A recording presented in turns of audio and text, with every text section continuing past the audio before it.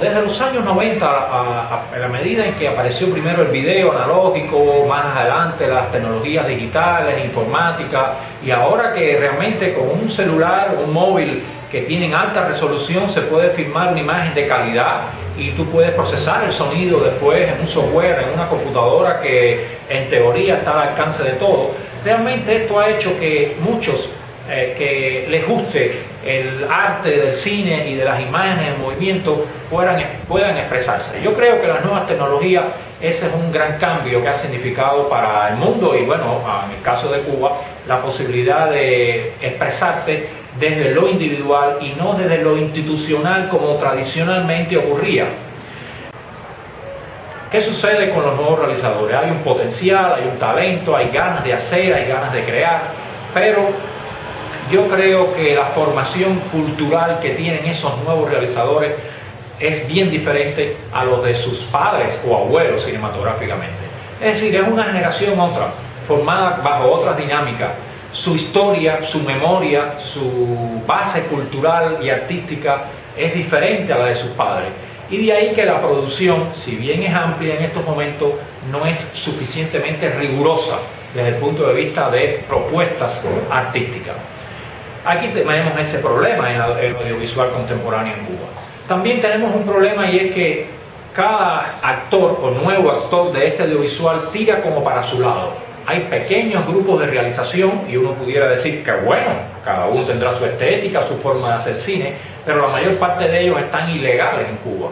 Están ilegales porque no existe un amparo jurídico, legal para esa creación audiovisual independiente o autónoma. Hace 5 años está en discusión en la Asamblea Nacional esa nueva plataforma legal del audiovisual en Cuba, no se acaba de aprobar y en estos momentos tenemos la situación de que el Estado tiene un poco que mirar hacia otro lado cuando hay una producción y una creación sostenida, sistemática por parte de estos nuevos realizadores que no tienen ese amparo legal. Tienen que obligarlos de alguna forma a que dialoguen entonces con la institución oficial de el ICAI, que es el que da la licencia para rodar. Uno puede filmar una película en su casa, uno puede filmar un documental en la calle, uno puede rodar y crear con un grupo de amigos, pero siempre serán pequeñas obras, cortos, documentales, videoclip, alguna publicidad, trabajo independiente para las escuelas de cine, las dos que hay en Cuba,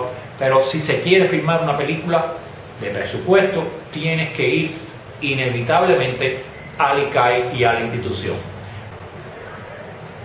Yo creo que el ICAI sigue siendo una institución con una historia extraordinaria dentro del proyecto cultural cubano que se gestó a partir del año 59, pero que en estos momentos tiene que cambiar. Tiene que cambiar la dinámica en la que ella se relaciona con los nuevos realizadores y con todos estos actores audiovisuales del país.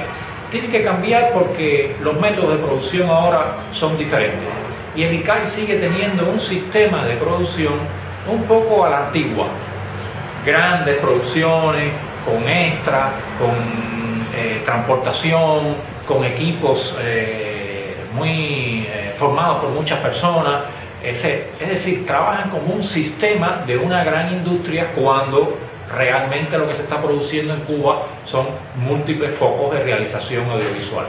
Hay muchas maneras de producir películas en Cuba, pero pocas formas de distribuirlas y llevarlas al público y a los espectadores. Ahí tenemos, por supuesto, una situación seria con el cine cubano.